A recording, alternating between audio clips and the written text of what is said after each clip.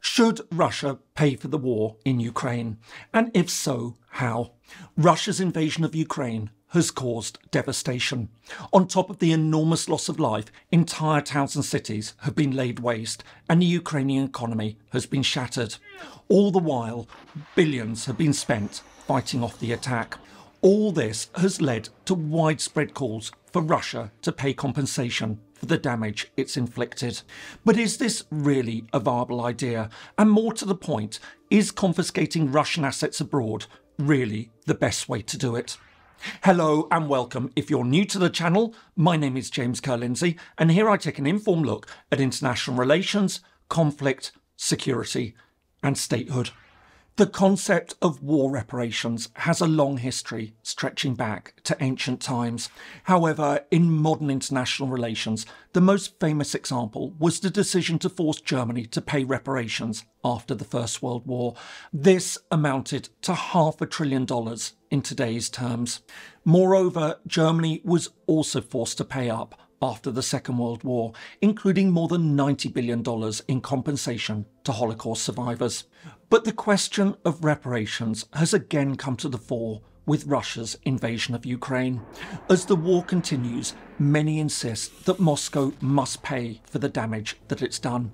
But with little sign that it's close to defeat, and as Ukraine needs ever more money to fund its defence, the debate has gone beyond post-conflict compensation. Instead, it's increasingly focused on how it might be possible to get Russia to pay right now. The war in Ukraine has caused untold death and destruction. While accurate figures aren't available, as both sides keep their casualty numbers secret, it's believed that anywhere between 100,000 and 300,000 people have lost their lives so far. For Russia, the human toll has been horrific. With an estimated 200,000 soldiers killed or wounded, the casualties in Ukraine dwarf the 12,000 personnel lost in the 8-year war in Afghanistan. Likewise, Ukraine has also suffered significant losses. Again, while no one knows the exact number, it's believed to be significantly higher than the 31,000 stated by President Zelensky in February 2024.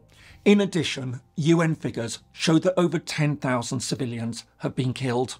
But the death toll tells only part of the story. In addition, there's the broader human suffering.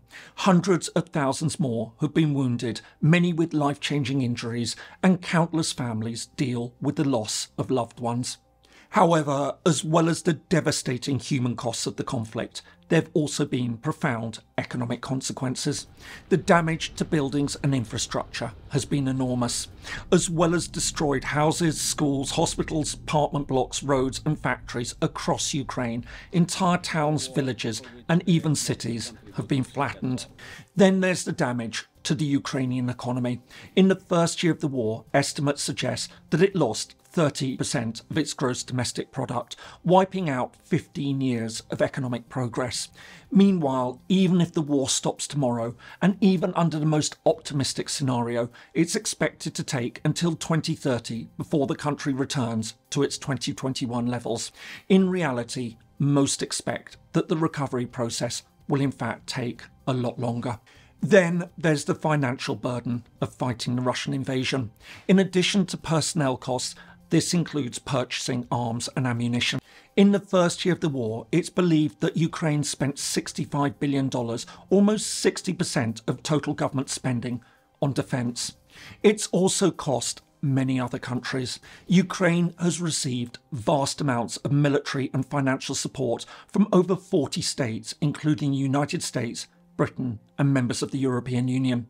So far, this is believed to amount to around $175 billion.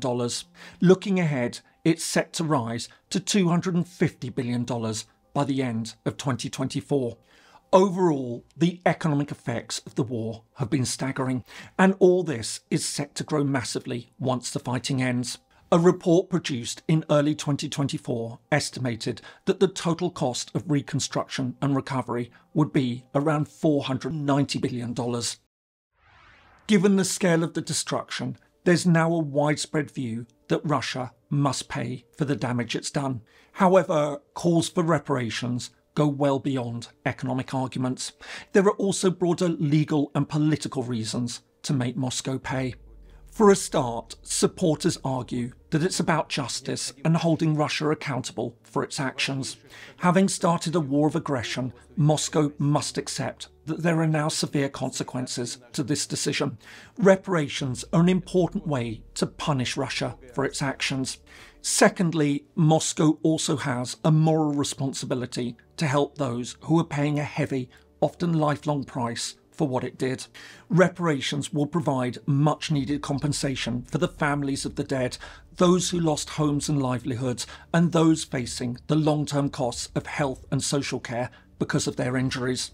Finally, supporters argue that reparations have an important deterrence value. Forcing Russia to bear the huge costs of the conflict sends the message to other states that launching wars of aggression carries profound financial consequences. However, while accountability, justice and deterrence are all important, critics argue that pressing for compensation could do more harm than good, especially at this stage. For a start, they point out that any demand for reparations would almost certainly escalate tensions and undermine any potential diplomatic efforts to end the war. For now, the primary focus should be on removing Russian forces from Ukrainian territory. If Moscow knew this would be coupled with a huge bill, it may be less likely to consider any withdrawal. Of course, the counterpoint is that hopes of a full Russian withdrawal are unrealistic anyway. Putin has made it clear that he won't pull out of Ukraine. Indeed, many suggest that he can't. It would be too great a loss of face and could even force him from power. All this is true, but they'd argue that demands for reparations would certainly ensure that he can't back down. More to the point, it could also make it impossible for any other Russian leader to withdraw. While Putin seems firmly in place for the moment, this could change. If so, a new president might be more willing to reach peace without the threat of looming reparations. Moreover, they'd argue that punitive reparations could also make it harder to normalise relations with the new Russian regime. But in addition to the Russian-specific factors, reparations also carry potential risks from a broader international relations perspective. Another argument is that forcing Moscow to pay compensation could set a dangerous precedent that may come back to haunt the West. The Ukraine war is already feeding widespread claims that the United States and its partners apply international law selectively. If Russia is punished for its actions in Ukraine, many will ask about Western reparations elsewhere, such as Iraq, Afghanistan, or Libya. There will also be inevitable calls for Israel to pay reparations to the Palestinians for Gaza. Of course, Western leaders would argue that these cases are very different, but this isn't how it will be seen by others. It will reinforce the idea that the rules-based order is in fact one rule for the West and another for everyone else. If reparations are introduced, many will want to see them applied equally and uniformly in other circumstances. However, in many ways, the most significant question is in fact practical. How would reparations be enforced? Compelling Russia to pay, either now or in the future, would be extremely difficult. However, in response, supporters of the idea point to a readily available source of Russian funds. Following the start of the war, the United States, the European Union and other Western countries froze around $300 billion of Russian state assets. While far short of the estimated cost of reconstruction, this would still go a long way towards covering the costs of the war. As a result, there have been growing calls from the Ukrainian government, Britain and the United States to formally confiscate these assets and hand the funds over to Ukraine to cover the immediate costs of arms purchases and then reconstruction. Indeed, in April 2024, the US Congress passed the Rebuilding Economic Prosperity and Opportunities for Ukrainians Act. This provides a mechanism for the US government, albeit under certain stringent conditions, to seize the estimated $5 to $6 billion of Russian assets held in US banks and use it to help Ukraine. But while many see a strong case for seizing Russian assets to pay for arms and reconstruction, the idea is extremely controversial. First of all, while Ukraine may have a legal right to request compensation, confiscating Russian assets would be an enormous step with potentially unwelcome side effects. Most obviously, it could lead to tit-for-tat retaliation.